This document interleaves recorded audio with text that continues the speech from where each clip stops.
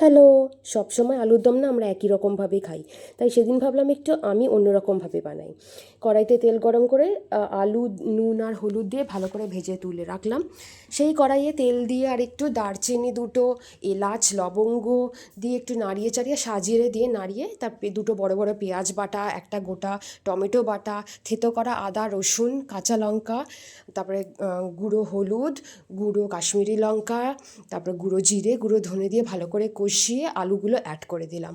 Add করে দিয়ে ওটাকেও কষালাম কিছুক্ষণ, তারপরে সাফিসিয়েন্ট অ্যামাউন্ট জল দিয়ে যাতে সুসিদ্ধ হয় ঢেকে ঢেকে রান্না করলাম। ঢেকে ঢেকে লো ফ্লেমে রান্না করলে খুব ভালো টেস্ট হয়।